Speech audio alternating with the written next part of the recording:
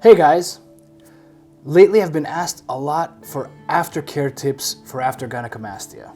So I'm going to go through some tips to help you guys after your surgery and make sure you get the best possible results so that way everyone's happy. Number one, after surgery, make sure you keep the area where the wounds are clean and dry.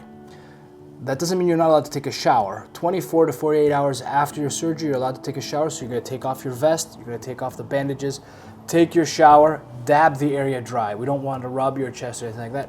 Why? Because we don't want to irritate the area and we don't want to pop any sutures. After you dry everything down, dabbing it dry, you're gonna bandage up, take your gauze, put it on top, and then you're gonna put your vest on again. The reason we're gonna keep the vest on for 2 weeks, 24/7, and then 2 more weeks for 20 hours, so on and off during the day, on the whole time at night, and then 2 more weeks just at night, and this is for a regular grade 1 to 2 gynecomastia, okay? Bigger procedures, we're gonna change that a little bit. You're gonna need a little bit more time.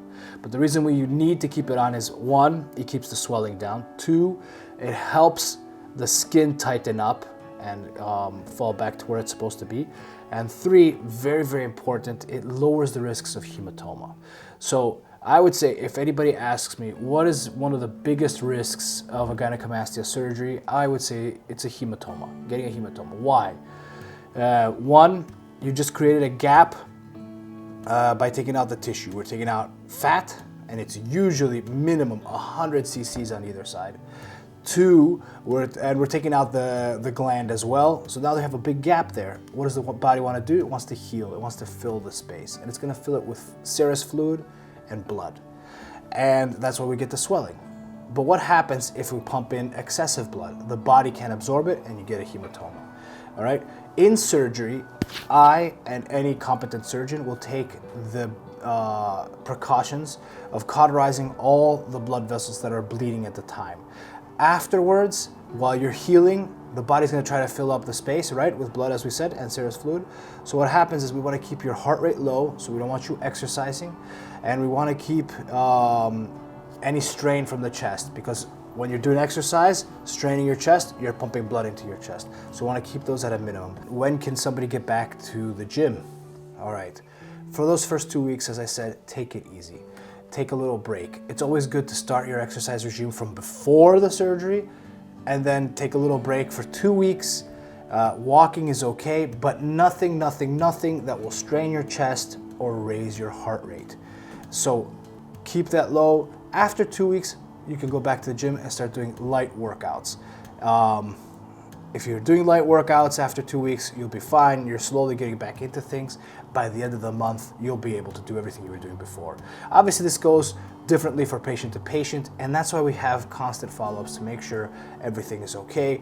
If you can't go back to the gym in 2 weeks, we'll just push it down a little bit further. But usually, for most of my cases, after 2 weeks, they start going back to the gym, light workouts, and then at the end of the month, they can do their full workouts again. And the other thing is the gynecomastia vest is created to create pressure here, keep it small, the space and the gap low, so that way you can't fill up the space with blood. So that's why we want to keep that vest on. There's those 3 reasons: swelling, hematoma risk, and getting the skin to tighten up. And all of that, if we take good care, will get us the best results. Another risk for gynecomastia afterwards is scar tissue development. Some people heal at a higher rate than others, and they develop a lot of scar tissue. How do we prevent the scar tissue from building up? After 2 weeks, we are allowed to massage the area, and there's specific ways we can go through that, how to massage it. You can get a lymphatic massage from a professional, and we work with professionals that do this here in London and as well in Leeds. So that's probably the best option, but obviously not everybody can go and get that. We'll teach you how to massage yourself, make sure that you smoothen everything out and break apart the scar tissue before it actually develops in there. And if it does start developing, that we break it apart before it settles down. If it does settle down, there's no fear there. We can just do a few cortisone shots. Usually it breaks it apart. And there's other steps that we can take as well. Other real risks: infection. What do we do to prevent infection? First of all, everything in the operating theater is sterile. And secondly, we'll give you antibiotics prophylactically. Obviously, we'll take into consideration any allergies and things like that, but we're going to give you antibiotics usually for a week to prevent any infection. It's just a preventative measure, and I haven't had anybody had an infection up until now, knock on wood, so we'll keep doing it. Sutures are all absorbable, so you never have to come back to remove them. They dissolve on their own in about 10 to 14 days. After 2 weeks, if you still notice the string is still hanging there, that means that the inside of the sutures have hydrolyzed and melted away. It's just the outsides that are sticking there because it's dry. When you're in your shower, just brush it off. Scars. Obviously, with any surgery, anybody that tells you you're not going to have a scar is lying with a surgery. Any surgery, you're going to have scars. What do we do to minimize the scars? Hide it really well, do very good suturing techniques, and thirdly, we take care of the wound afterwards. After the second week, what I prefer everybody does is massage the actual wound with silicone gel for scars or bio oil. I've seen and heard that with either of those two, you get great results. I've seen the best results come with silicone gel for scars. There are many studies to also back that up, especially the ones coming out of South Korea. And I think it's proven, and in the cases that I've seen with my patients, you'll see them after 6 months and you won't even be able to tell they've had surgery. And a lot of my patients have to be on television, have to be in movies, and they are bodybuilders, and you can't show scars. So it's a fact that, you know, we have to hide the scars and we have to do our best job to hide them. And these guys wouldn't come to me if they were going to ruin their careers by getting these scars. So we have to minimize them and use the best techniques to minimize them. Smoking, come on guys. Everyone knows that smoking is not the best for you, right? But it's especially bad for after surgery. What happens is it causes vasoconstriction and the wounds don't heal. It takes a lot longer for the wounds to heal and close up.